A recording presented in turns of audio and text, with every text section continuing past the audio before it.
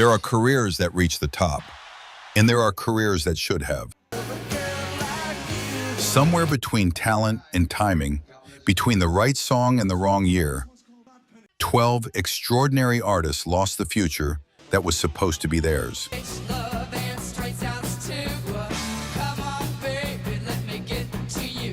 Some were cut down before they had the chance to finish what they started. Some were undone by managers who saw them as merchandise instead of musicians. Some made one mistake, one bad video, one bad night, and paid for it for the rest of their careers. These are not the failures of rock and roll. These are the almosts, the should-have-beens, the artists who did everything right and still somehow never got the ending they deserved. Tonight, we count down 12 rock stars who should have been legends. This is Rock Music Archives, and the archive never sleeps. If you love the stories behind rock's greatest artists and the careers that could have changed music history, subscribe to Rock Music Archives and turn on the bell. New documentaries uncovering the untold stories behind rock's most unforgettable music are coming your way. Now, let's get into it. Number 12. TheRunaways, Cherry Bomb, 1976.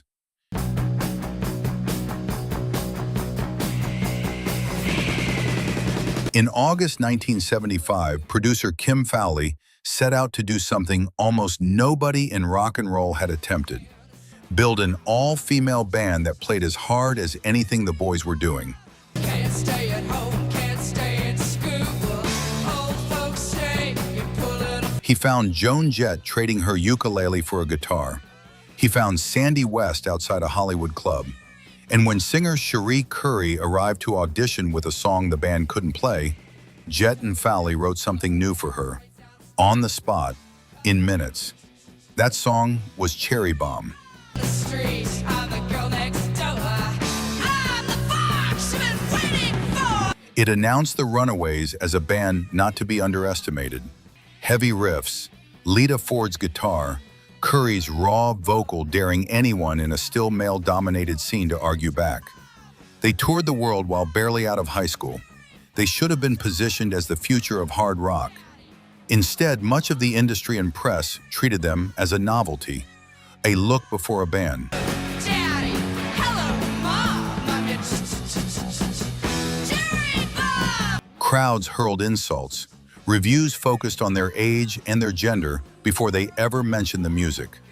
The Runaways never got the mainstream breakthrough their sound deserved. But Joan Jett went on to become one of rock's most enduring stars. Lita Ford built her own solo career. And decades later, Cherry Bomb is recognized as one of the boldest hard rock statements of the 1970s.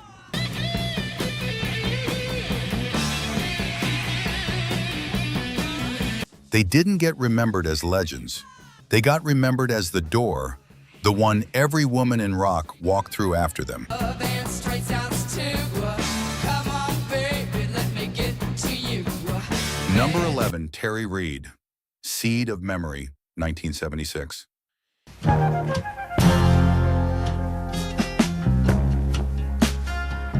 In 1968, Jimmy Page was putting together a new band out of the wreckage of the Yardbirds. He wanted one singer first, Terry Reid. Reid had a voice so powerful that friends nicknamed him Super Lungs, and Page wanted him to front what would become Led Zeppelin. Reid turned him down. He was committed to touring America with the Rolling Stones, and he wanted to build his own career, not join someone else's band. Bring love with a song as she passes. So instead, Reid recommended two virtually unknown musicians he thought could do the job, a singer named Robert Plant and a drummer named John Bonham. The rest is the most famous rock band of all time. A year later, Deep Purple came calling too, offering Reid the microphone after Rod Evans left the band. Reid turned that down as well. Out of the battle below. He spent the following decades as one of music's most respected voices, praised by Aretha Franklin, covered by Chris Cornell and Jack White, admired by nearly everyone who heard him sing. But the superstardom that could have been his, twice over, never arrived. It also sow a seed of memory. Terry Reid passed away in August 2025 at the age of 75. Robert Plant, the man whose career he made possible, publicly credited him as the one who catapulted him into everything that followed. Super lungs indeed. Number 10, Steve Marriott, Small Faces, Tin Soldier, 1967. I'm a little tin soldier that wants to jump into your fire. Before Rod Stewart, before Steve Winwood, there was Steve Marriott. At just 20 years old, Marriott was already fronting Small Faces, delivering a soul voice that seemed to come from somewhere far bigger than his own frame. When Tin Soldier arrived in 1967, it showcased the kind of vocal power most singers spend a lifetime chasing.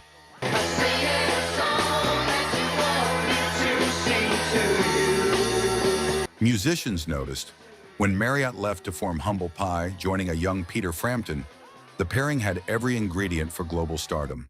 Humble Pie found real success in America. Heavy touring, gold records, a devoted following. But somewhere along the way, the timing worked against him.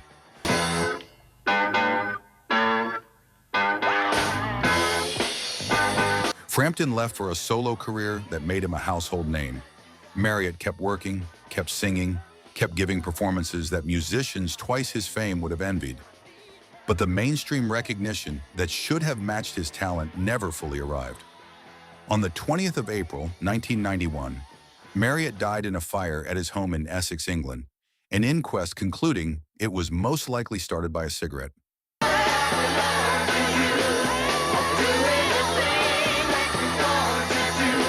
He was 44 years old.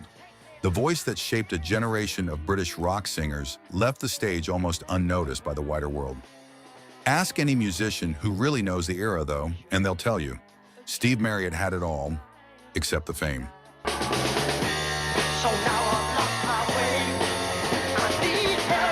Number 9, Andrew Wood, Mother Love Bone, Chloe Dancer, 1989.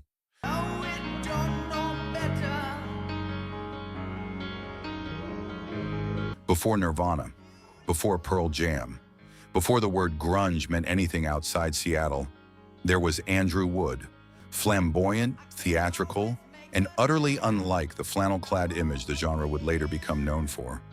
Wood fronted Mother Love Bone with the kind of charisma that made record labels take notice.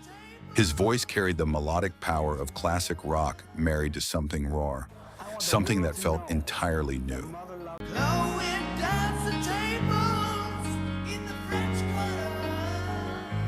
Mother Love Bone signed a major label deal. Their debut album, Apple, was ready.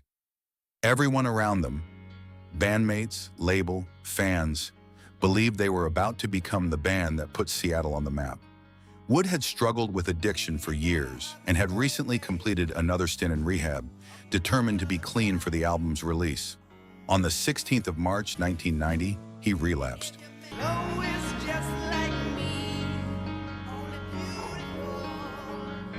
His girlfriend found him unresponsive. He never regained consciousness, and 3 days later, on the 19th of March, he was taken off life support. He was 24 years old. Apple was released months later to a band that no longer existed. Bandmates Stone Gossard and Jeff Ament went on to form Pearl Jam. Andrew Wood never got to see the explosion he helped ignite, but almost everyone who did see it agrees. Without him, it might never have happened at all.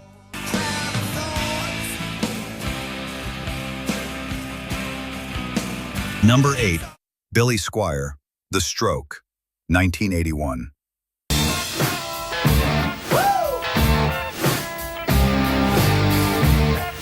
By 1982, Billy Squier was one of the biggest rock stars in America. 2 multi-platinum albums, arenas filled to 15 and 20,000 people a night. The Stroke and In the Dark were inescapable on rock radio and in heavy rotation on the still new channel, changing the industry. Right hand out, give a firm handshake. Talk to me. Squier looked destined for decades at the top. Then came 1984, and the video for his new single, Rock Me Tonight, Directed by Kenny Ortega, the video showed Squire dancing and writhing across a pastel, satin-sheeted bed. It was meant to show a softer side. Audiences saw something else entirely, and the reaction was immediate. Talk to me about that one big break. By Squire's own account, his concert business collapsed almost overnight. Houses that once sold out at 15 to 20,000 seats were suddenly playing to half that. One video, 4 minutes, and a career that had taken a decade to build never fully recovered.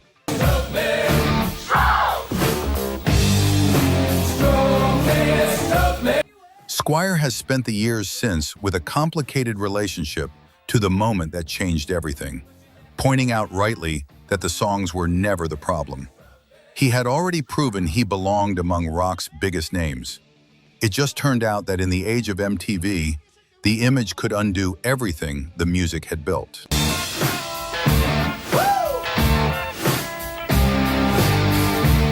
Number 7, Mark Bolan, T-Rex, Get It On, Bang a Gong, 1971.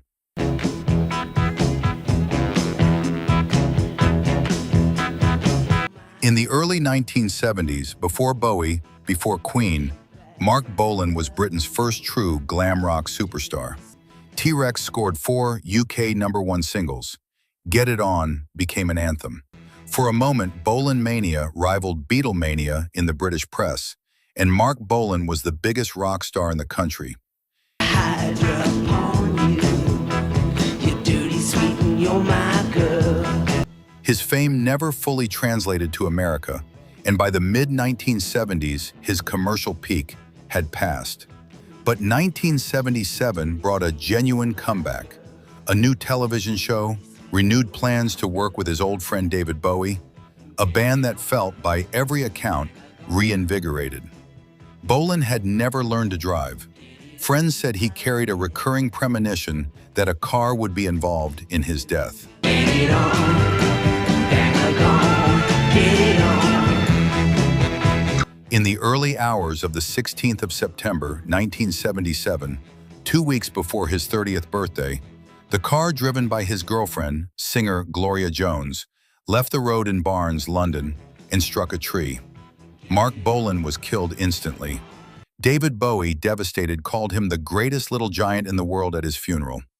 Bolan never got to make the music that might have carried him into the decades that followed. The glitter stopped exactly at the moment it should have been getting bigger. Dirty, sweet, glad and black, don't look back when I love you. Number 6, Jeff Buckley, Grace, 1994.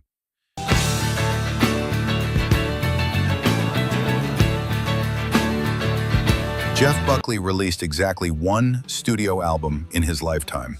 It was called Grace, and it was enough to convince an entire generation of musicians that they were hearing something extraordinary. His voice moved effortlessly across octaves other singers couldn't reach on their best night. His cover of Leonard Cohen's Hallelujah would go on to become one of the most performed songs of the following 3 decades, outliving almost every artist who has covered it since.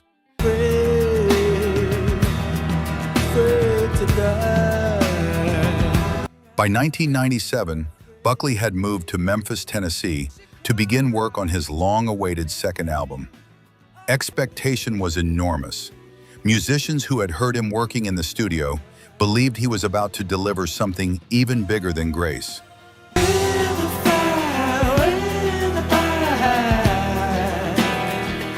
On the evening of the 29th of May, while waiting for his band to arrive, Buckley waded fully clothed into a channel of the Mississippi River, singing to himself.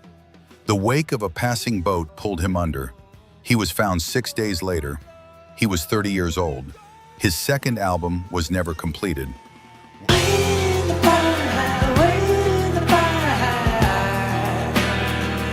What exists survives only as unfinished sketches, released after his death.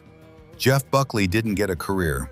He got one perfect album and a legacy built almost entirely on what the world imagines he still had left to give.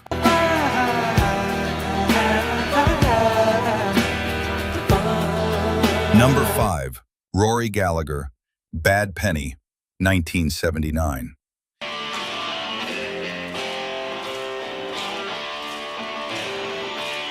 Ask any serious guitarist about Rory Gallagher, and the reaction is almost always the same: reverence.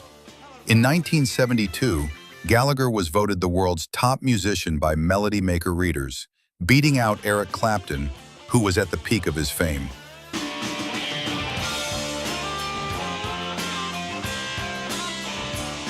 He never chased trends. He toured constantly, playing raw, blues-driven rock with a battered Sunburst Stratocaster that became as recognizable as he was. But recognition among musicians never translated into the household fame his talent demanded.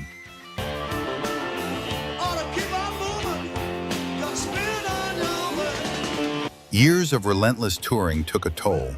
Gallagher developed a fear of flying, and the medication he used to manage it, combined with years of drinking, quietly damaged his liver. In March 1995, he was admitted to a London hospital in critical condition and underwent an emergency transplant. He seemed to be recovering. Then he contracted an infection during his hospital stay. On the 14th of June, 1995, Rory Gallagher died. He was 47 years old.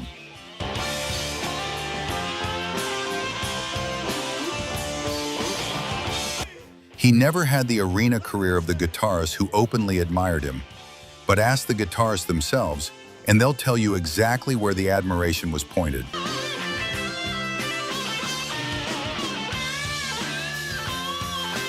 Number 4. Phil Lynott, ThinLizzy, The Boys Are Back in Town, 1976.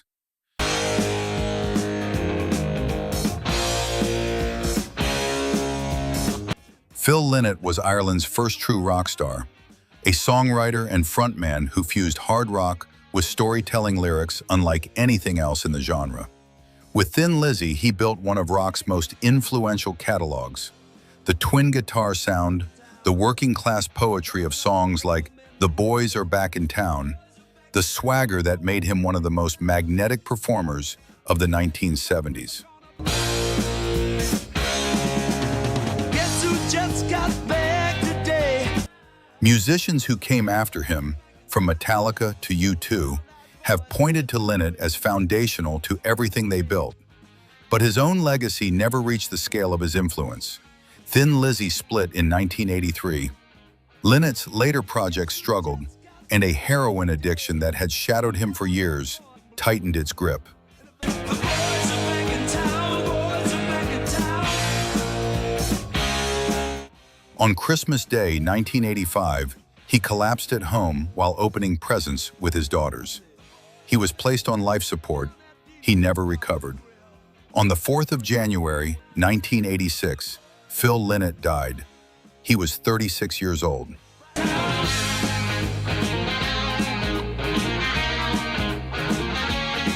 Decades later, Ireland has embraced him fully. A statue in Dublin, generations of tributes, an entire nation now claiming him as a foundational figure in its music history. It came just a little too late for Phil Lynott to see it himself.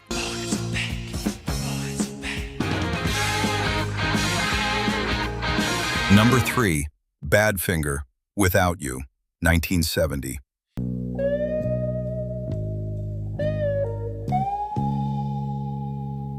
In 1968, a Welsh band called the Ivies were spotted at London's Marquee Club by a Beatles associate.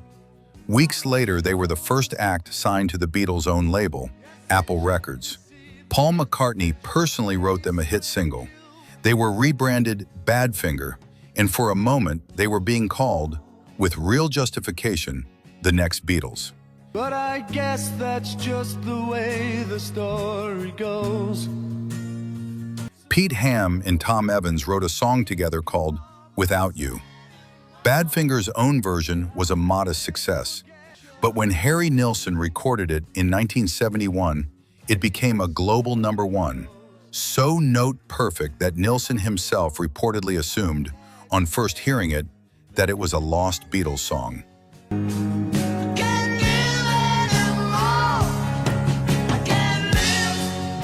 Badfinger should have been set for life. Instead, their manager, Stan Polly, had structured contracts that gave him near total control of the band's money. As Apple Records collapsed in the aftermath of the Beatles' own breakup, Badfinger found themselves signed to a sinking label, tied to an untrustworthy manager, and drowning in unpaid royalties for a song the entire world was hearing.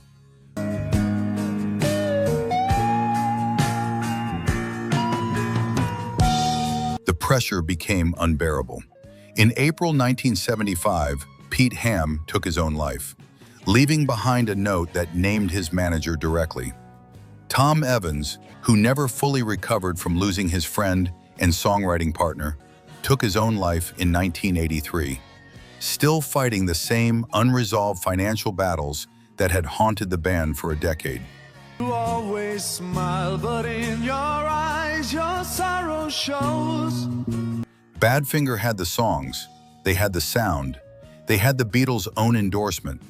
What they didn't have was anyone protecting them from the industry that made them famous.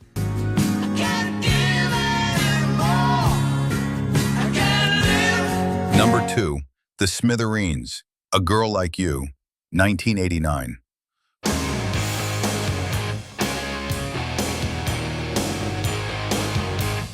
Formed in New Jersey in 1980, the Smithereens spent nearly a decade building a reputation the old-fashioned way. Relentless touring, sharp songwriting, and a sound that fused British invasion melody with real guitar muscle. Frontman Pat Denizio originally wrote A Girl Like You for the film Say Anything. I'll say everything you want to hear. I'll see everything. The filmmakers passed on it, concerned it revealed too much of the story. Denizio kept it for the band's own album instead. Released in 1989, it became the Smithereens' biggest hit, a genuine mainstream breakthrough at last. But the timing could not have been worse. Everything I have to do just to win the love. The late 80s charts were dominated by hair metal. Within 2 years, grunge would sweep it all away. The Smithereens' guitar-driven power pop belonged to neither world. Too melodic for one era, too polished for the next.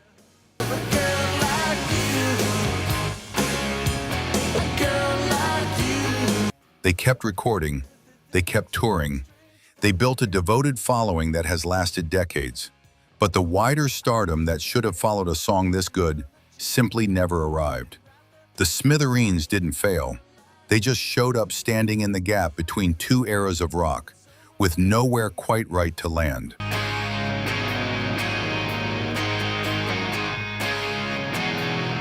Number 1, The Stone Roses, I Want to Be Adored, 1989.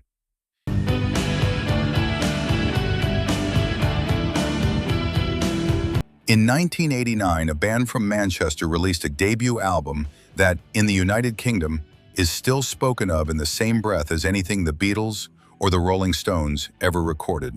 The Stone Roses.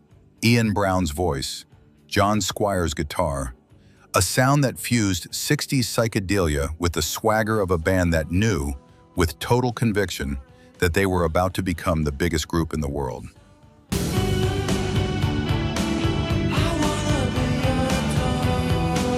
I Want to Be Adored opened the album with a slow-building bass line that felt less like a song starting and more like a prophecy being read aloud. By the end of 1989, the Stone Roses weren't just a band, they were a movement, the sound of a generation of young Britain that believed entirely in its own greatness.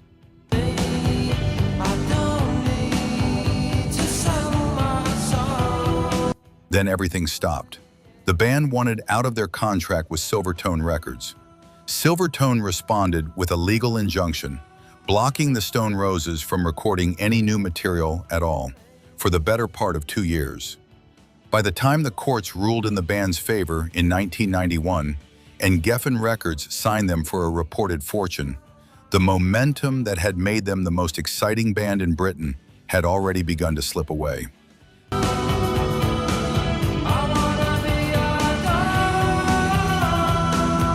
Their second album, Second Coming, didn't arrive until 1994, 5 years after the debut that had made them icons.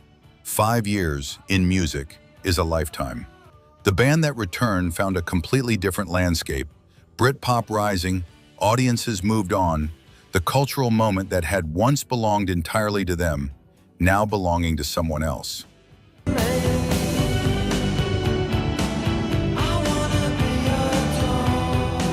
The Stone Roses split in 1996, reunited briefly in 2012, and never released the run of classic albums that everyone in 1989 assumed was coming. They had the songs, they had the sound, they had an entire generation ready to follow them anywhere. What they lost in a courtroom instead of a studio was the one thing no lawsuit can ever give back: time.